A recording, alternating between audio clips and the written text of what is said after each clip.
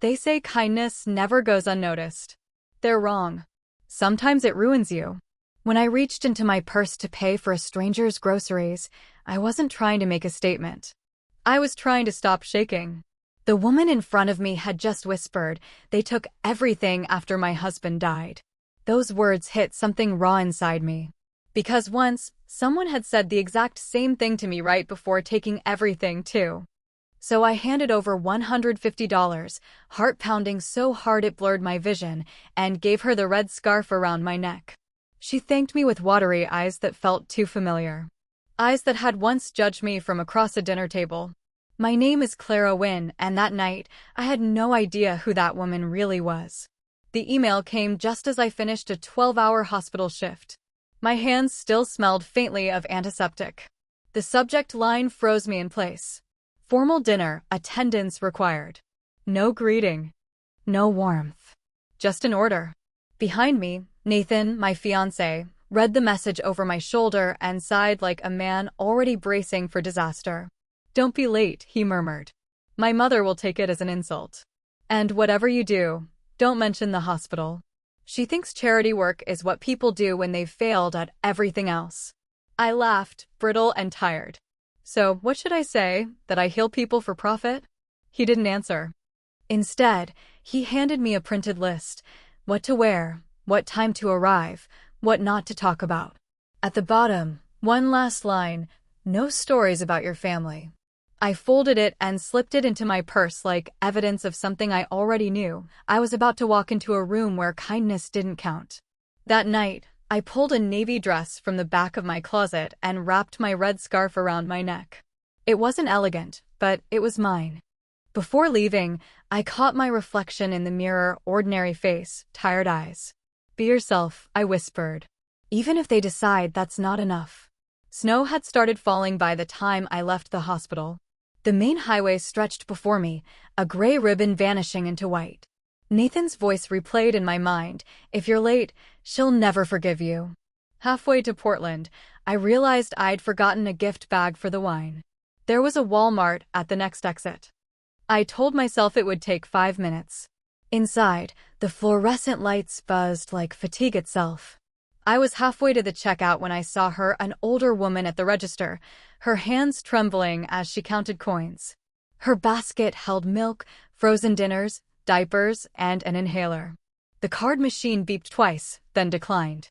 She bent down to pick up the fallen coins. A photo slipped from her wallet, a younger woman in a nurse's uniform, smiling softly. For a moment, I could have sworn I was looking at myself. Before I could think, I stepped forward. "Let me cover it," I said quietly. The cashier hesitated. "It's $150, ma'am." I nodded. No one should have to choose between medicine and dinner. The woman looked up, her eyes glassy with disbelief. I unwound my red scarf and placed it gently over her shoulders. "It's cold out there. You need it more than I do." Her hand brushed mine, fragile, warm. People don't do that anymore. Maybe they should. When I stepped back into the parking lot, the cold bit deep into my bare neck, but my chest felt light. My phone said 5:57. I was late. But for the first time in years, I didn't feel wrong. The iron gates of the Rothwell estate opened at precisely 6:17. Nathan stood waiting on the marble steps, breath rising in angry clouds. 17 minutes late, Clara. She'll never let it go. Don't, he cut in. You always choose everyone else over us. Kindness won't save you this time. His words stung more than the wind. Inside, the house looked like an ice palace. White walls, marble floors, chandeliers blazing like judgment. Dozens of faces turned as we entered, polite smiles masking curiosity. At the far end of the table sat Margaret Rothwell, Nathan's mother. Regal, silver-haired, unreadable. When she turned toward me, I forgot how to breathe. Draped around her shoulders was my red scarf. For a heartbeat, the world tilted. The scarf I'd given away less than an hour earlier now clung to the woman whose approval Nathan feared most. He didn't notice. "Mother," he said stiffly. "This is Clara." Margaret's lips curved faintly. "Welcome, Ms. Wynne. You're right on time." Almost. I forced a polite smile, my pulse thrumming in my ears. As she gestured for me to sit, her cool eyes lingered on mine, a look so knowing it made my stomach turn. And that's when I understood. This wasn't just dinner. It was a test. And I had already failed it. Dinner at the Rothwells wasn't a meal. It was a performance. Every plate looked identical, every smile rehearsed. Laughter rose and fell like polite applause. I sat between Nathan and a woman whose diamonds flashed every time she gestured, blinding and deliberate. Across the table, Margaret Rothwell watched me without blinking, her red scarf glowing like a warning light. "Clara," she said finally, voice smooth as glass. "Nathan tells me you work at St. Helena's Hospital." "Yes," I said carefully. "I'm in patient care." Noble work," she murmured. "Though I imagine it doesn't pay much."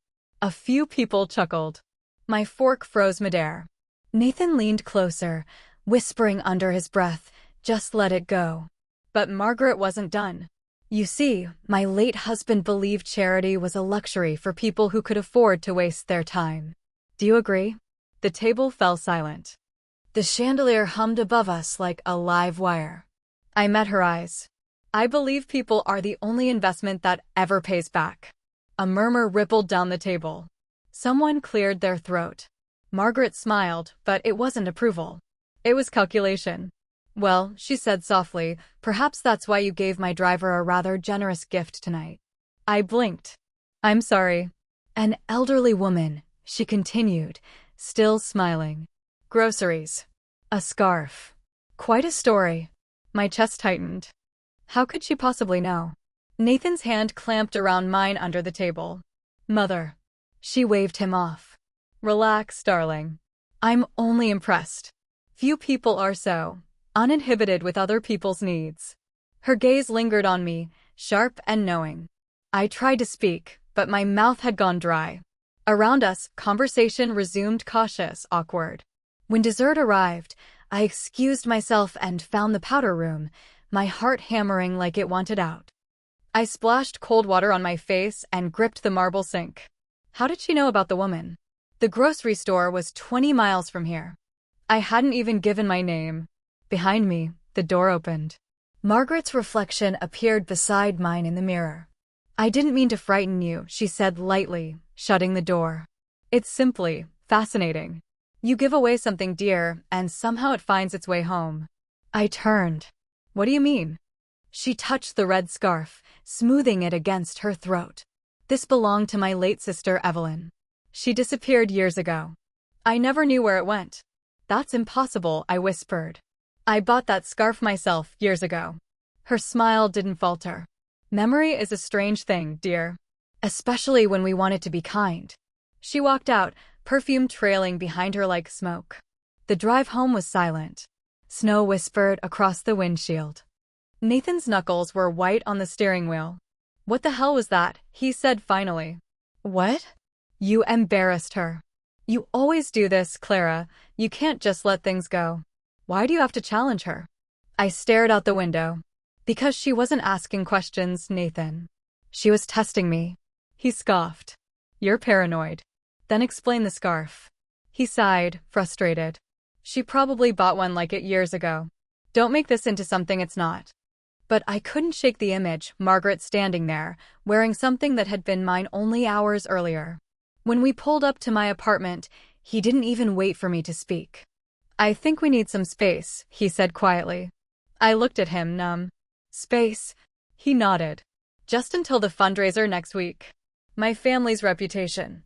"Your family's reputation?" My voice cracked. "Do you even hear yourself?" "Clara, please." I got out of the car, slamming the door harder than I meant to. Snowflakes swirled in the headlights as he drove away, taillights vanishing into the dark. Inside, my apartment felt colder than usual. I hung up my coat and stared at the empty hook where the red scarf used to be. The silence pressed against my ribs. I sat on the couch, phone in hand, scrolling through social media just to fill the noise. That's when I saw it, a news article shared by a local page.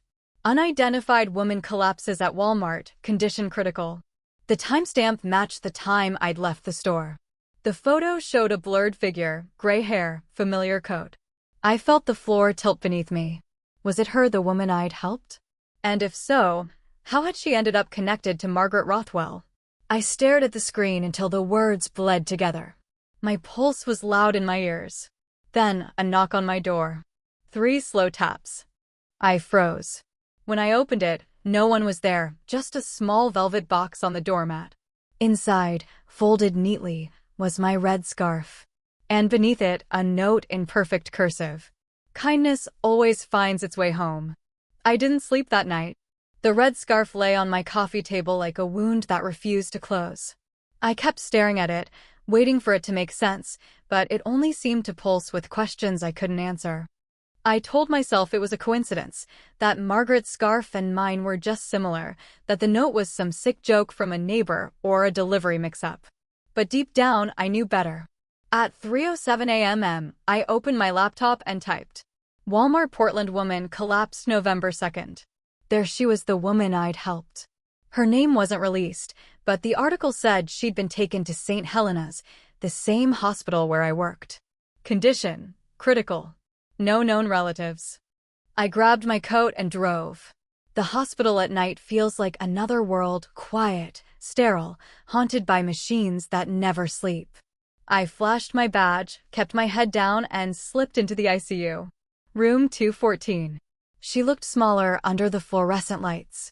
Tubes and wires framed her like threads holding her to the world. I stepped closer, my throat tight. "Hey," I whispered. "It's me. The woman from the store. You're safe now." Her eyelids fluttered. A faint tremor passed through her hand.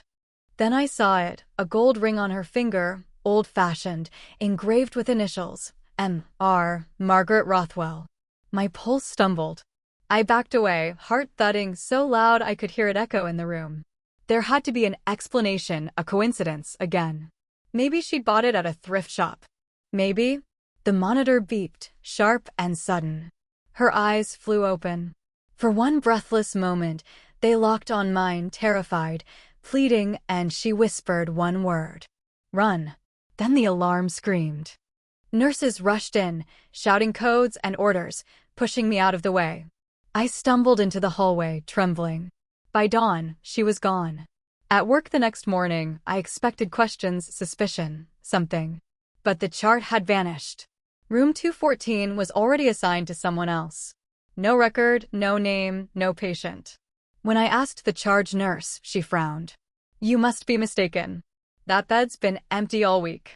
I wanted to argue, to insist I'd seen her, but her tone made it clear. Don't dig.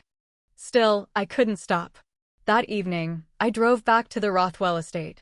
The sky was bruised purple, and frost clung to the iron gate. I told myself I just needed answers, closure. Nothing more. Margaret's housekeeper, a quiet woman named Elise, opened the door. Her eyes started nervously when she saw me. "Mrs. Rothwell isn't receiving guests." "She'll see me," I said. "Tell her it's about the scarf." Elise hesitated, then disappeared inside. A moment later, she returned, pale. She says 5 minutes. The sitting room was dim, lit only by a fire that crackled like it was mocking me. Margaret sat by the window, a glass of brandy in her hand, her poise unshaken. "You shouldn't have come back," she said calmly. "Then why leave this at my door?" I held up the scarf. Her lips curved faintly. Perhaps I was returning what wasn't mine. "The woman from the store, she's dead. She was wearing a ring with your initials." For the first time, something flickered behind her eyes. "You shouldn't involve yourself in things you don't understand." "What was she to you?" "A mistake," Margaret said softly. "And mistakes have a way of finding their way home." I took a step closer. "Who is she?" Margaret sighed, swirling her drink. "You remind me of her, you know. Same voice, same self-righteousness. Evelyn never knew when to stop, either." My chest tightened. "Evelyn? Your sister." Her gaze lifted to mine. "Half-sister." She thought she could build a life from compassion. But compassion doesn't save people, it ruins them. "You'll learn that too, Clara." The way she said my name sent a chill down my spine. Before I could speak, Elise appeared in the doorway, face tense. "Mrs. Rothwell, there's someone at the gate." "It's Mr. Rothwell." "Nathan." Margaret rose gracefully. "I believe our conversation is over." As I turned to leave, she called after me. You should be careful, dear. People who dig too deep tend to uncover things best left buried. Nathan looked startled when he saw me on the steps. What are you doing here? I could ask you the same thing. He rubbed his face. She called me. Said you were trespassing. I laughed bitterly. Of course she did. Clara, please. Whatever this is, just stop. My family's complicated, but you don't want to be part of this. Too late, I said. I already am. I started toward my car, but something glinted in the snow, a silver key, half buried near the gate. I picked it up. It was small, delicate, engraved with the same initials, E.R., Evelyn Rothwell. When I looked back, Margaret was standing in the window, watching me. And this time, she wasn't smiling. That night, I locked my door twice. I placed the key beside the scarf on my table and stared at them until the first hint of morning crept through the blinds. Whatever Margaret was hiding, whatever Evelyn had died for, it wasn't over. It had just found me. By morning, I'd convinced myself I was done. No more secrets. No more ghosts. But the key on my table said otherwise. It wasn't just a symbol, it was an invitation. And I already knew where it belonged. A few days earlier, during the Rothwells' dinner, I'd noticed a locked door at the end of their upstairs hallway, an old oak one with an ornate brass lock. When I'd asked Nathan about it, he'd said it led to storage. But the look on his face had said don't ask again. Now, standing outside the estate gate in the gray dawn, I slid the small key into the lock. The gate clicked open, soft as a sigh. The house was silent except for the wind moaning through the eaves. Margaret's car was gone. I stepped inside, moving carefully, the air thick with cold and perfume. Upstairs, the hallway stretched long and dim. My footsteps barely whispered against the carpet as I reached the oak door. The key fit perfectly. Inside was dust, old books, and the faint smell of something floral, lavender, maybe. And on the far wall, an oil painting. 2 young women side by side, identical eyes, identical smiles. One was Margaret. The other was me. Or at least, someone who looked exactly like me. I stumbled closer, heart pounding. The plaque beneath read, Evelyn Rothwell, 1987 to 2014. The air left my lungs. I touched the frame, cold, smooth. In the corner, a stack of boxes caught my eye. Inside were hospital files, donation receipts, and newspaper clippings. Nurse found dead in car accident, foul play suspected. Photos showed Evelyn in scrubs, smiling in front of St. Helena's Hospital. My hospital. The resemblance was undeniable. My hands shook as I flipped through more papers. A birth certificate, half-torn, faded. Mother, Evelyn Rothwell. Father, unknown. Child, Clara Evelyn Wynne. For a moment, everything went still. I sank to the floor. The truth hit like a slow, devastating wave. Evelyn wasn't just Margaret's sister. She was my mother. The front door opened downstairs, heavy, deliberate. Margaret's voice floated up. Curiosity, Clara, is the most dangerous sin. I froze. She appeared in the doorway, calm as ever, a pistol dangling loosely at her side. You should have left well enough alone. I stood slowly. She was my mother. Her eyes flickered. She made mistakes. She believed love could fix things, that she could save people who didn't deserve saving. Like you. Her jaw tightened. Like your father. He was married to me when he met her. The words cracked the air. She ruined my family, Margaret continued, voice low. He left me for her, then died in that car with her. And you were the proof that he loved her more than me. Tears burned my eyes. You took everything from her. She took it from herself. No, I whispered. You just made sure no one ever remembered her. Margaret raised the gun slightly. You have her eyes. Every time I see them, I remember what she destroyed. My pulse roared in my ears. If you hate me that much, then why save me? Why bring me into this? Her voice broke for the first time. Because I couldn't lose her twice. The silence between us trembled. Then a voice echoed behind her, Nathan's. Mother, stop. He rushed in, stepping between us. What are you doing? She knows, Margaret hissed. She knows everything. Nathan turned to me, pale. Clara, what is she talking about? I held up the birth certificate with shaking hands. She's my aunt. Evelyn was my mother. He stared, disbelief crumbling into horror. That can't. But it was. Margaret's grip faltered, just slightly. Nathan moved, fast, grabbing her wrist, forcing the gun down. It clattered to the floor, skidding toward me. I kicked it away. Margaret sank into the chair by the window, her strength finally breaking. She was supposed to stay forgotten, she whispered. She didn't deserve to be remembered. No, I said quietly. You didn't deserve to erase her. I left before the police came. I didn't want to see the handcuffs or Nathan's face or the ruin of that family. The lake behind the estate shimmered in the morning light, ice breaking along its edges. I stood there a long time, breathing until the cold reached my bones. In my pocket, the small silver key felt warm. I dropped it into the water and watched it sink slowly out of sight. 2 weeks later, I packed up my apartment. I left St. Helena's, the city, the life that had never really been mine. But the scarf, the red scarf, I kept.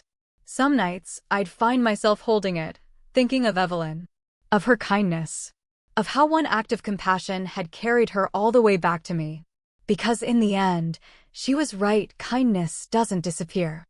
It leaves a trail, even through the dark. And sometimes, it finds its way home, no matter how long it takes.